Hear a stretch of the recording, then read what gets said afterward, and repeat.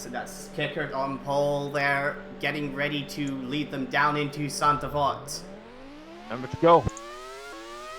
Great start from Kickert, and I think that's Edvard Holm making it.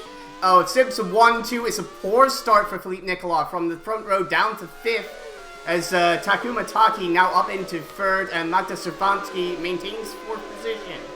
Off the start, it's top 10, it's Marco Jancher up to 6th, Final Watson down to 7th, Bradley Dagnall 8th, Anya Voisu 9th, and Amy Gauthier down into 10th. There's also contact there with Torrente. Yeah, it looks like both cars are okay, but I believe there may be some issues on the second Jones. Indeed, that's Nathaniel Cameron. Seems to be missing a big chunk of that rear wing. He's going to have to come in to get that fixed. Is Voisu losing positions further back in the pack? Oh, that's missed. Where's the front wing? Yep. Yeah, lost the front wing somewhere along the way. Not entirely sure how that happened. Was that from contact with the car or with the wall, though? See if anyone else has damage. It doesn't seem like anybody else has damage, so I think it's I think Voisu probably got into the back of another car, but Final Watson is into the pits. That is an electrical problem on the March 16 of Final Watson. They're able to get the car into the pits, and but that's a very early issue for Watson. But should hopefully be able to get those issues sorted, and will now be returning to the race. Of course, you want to beat your teammate. Shabansky's in the pits as well. He's had a good race. Get some clean air if you're further back. Because you really don't want to be held up at Monaco for too long. Yeah, looks like McFry and Savansky here will be coming out into clean air. In fact, yeah, Savansky well ahead of the Dagnall train there. So this could work out quite well for March 16 if Savansky can get in some very quick laps here and maybe jump ahead of Takuma Taki in that battle for 3rd. Got yellow flags around the... Pass the cane. Yeah, that is Marco Jancher, the oil leak on the pure motor, and the world is on fire. Yeah, that's not helping the Earth much if it's on fire. I mean, maybe they can throw it into the swimming. Are they going to throw it into the swimming pool? Or are they going to throw it into the swimming pool? That seems to be the plan there. They do that to put the... Oh, McFry's back in with a brake issue. Oh, that's a tough break for McFry. Oh, in fact, Saint Laurent comes out right ahead of Edvard Holm. Ooh, that was... That's Saint Laurent. Yeah, that was very close to being contact there between the second place car. And oh, Holm really forces the issue there to get back ahead of Saint Laurent. He does not want his teammate to be getting too far ahead. As we now see a fastest lap from Magda Servansky on those fresh tires.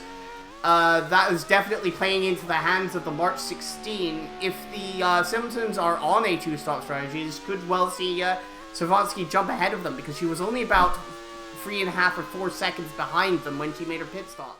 We're now seeing that is Takuma Taki now making his own way into the pits. So Taki also on the two-stop strategy. They seem to be in a middle ground they seem to struggle with. Oh, and that is Aurora Summers there making a move on Naki Shinsho for 16th position. Great move by the Canadian rookie. And that is Nicolas making his way into the pits. This is right at the opening of a one-stop strategy window, so this is a very interesting strategic play from the Holiday team. We'll see if they can work this out. It'd be a very, very long yeah, 63, full 63 laps in the tank. He's going to the end with that after this stop. And Amy Gauthier is back in the pits. That's an electrical issue for Gauthier. That's going to hamper him. Nicolas coming through now. That's a 1:22.7. That's exceptionally quick, considering he has to nurse those tires for 60 laps. You have to be wondering exactly, is Nicolas hoping to jump ahead of the Simpsons here, and then just basically become a bit of a rolling roadblock and win the race by that way. And Humbert Boy Moutier's out! Oh, there it is! Humbert Moutier, who has probably lapped someone for the first time ever, has retired with a gearbox failure at Portier just before the tunnel, and that puts Daniel up a place. Since that is at least put aside safely, so it won't be too much of a disruption.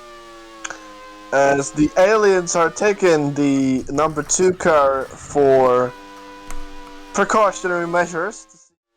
Season where he was the slowest driver, of course we know. Oh no, that's Edvard Holm! Again, in trouble! Transmission issue for Holm as well! Is there an expiration date on those gearboxes? Blessing from the Bishop has not helped him, it seems.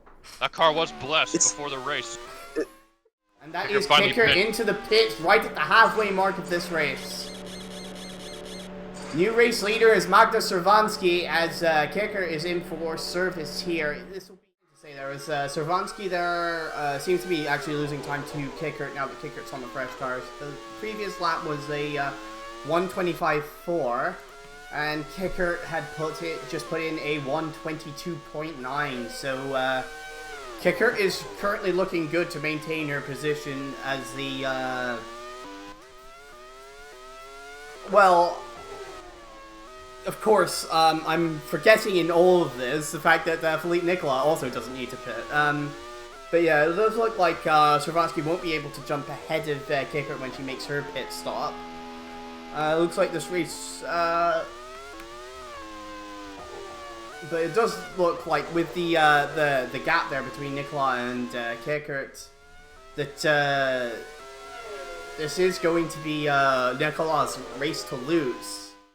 Aggressive with his defense as he was in the first quarter of the race. That's not the line. Yeah, you shouldn't be trying to get past someone entering. Oh, and that is Philippe Nicola looking to the inside of Takuma Taki for second place. No. Cannot make it stick. Opposition at this point is fending off Takuma Taki, and oh no, Nicola is slowing! Philippe Nicola is slowing! It's a suspension failure on the holiday, and he parks it right at the apex of the Nouvelle Chicane. That's not the place, Philippe. I'm not sure he had much of a a choice there. That car was not going to get much further with the suspension completely collapsed on the right rear like that. Taki in. This is a second scheduled pit stop. Yeah, for the lead racing point. Servansky needs to cover Taki, otherwise she's gonna lose place to him, almost certainly. So, and indeed, she does so immediately. Gunter Steiner has called in Servansky to cover off Taki, and that puts Emma Kickert back into the race lead, the pole sitter. Servansky should easily come out back ahead of Taki. Solaron is through, Summers is through, Kremnitsky resumes in 13th position. Ooh, comes out right in front of Magda Servansky! Oh, and that's contact between the two drivers there. That doesn't seem to be any damage there, but that is really going to, that really puts a scare up Magda Servansky there. Hard trying to get a hold of position. Trying to hold the position. Comes right out into Magda Servansky! Oh my goodness! She's really getting into the wars there at pit exit into Santa Fot there. Again, the Mark 16 doesn't seem to be too damaged, but she will be absolutely livid with McFry after that. No, that Yamura is oh goodness gracious, what is this? This is a traffic jam. This is all from 7th to 12th. Oh my goodness, Takuma Taki! Goodness! Whoa! Look at what's going on. Everybody going every which way, trying to find their way around Aurora Summers. So Kickert's previous lap was a 1:25.9. Servansky was 2 seconds faster than her on that previous lap, so definitely has the pace advantage. Can she translate that into an overtake, though? We've not really seen a lot of overtakes amongst the leaders here. It's just so difficult to make a move. Well, we won't see one now because Savansky is out with a transmission failure. Oh, just past the Tabac corner. That's a tragedy for the Hungarian rookie. Taki is now in with an electrical issue. Luck keeps coming up for Kickert. This place really turned around this half of a lap for her. I don't know if that'll be enough. If he can maintain that pace, he'll catch Kickert in the final lap, but we'll see. I mean, maybe, but like, Taki still has some traffic to negotiate, and there's only about, what, 8.5 laps to go at this point. I don't think there's really any threat of a battle for the win. Oh, it's a loose wheel. A loose wheel for Kicker. Oh gosh, that is a loose wheel. There's a loose wheel on the left front for Emma Kicker. Can she get it back to the pits? Oh, this could be absolute. This could absolutely turn this race on its head. Can Kicker get this back to the pits? Can she make it? She's losing a lot of time. Getting through Raskas here.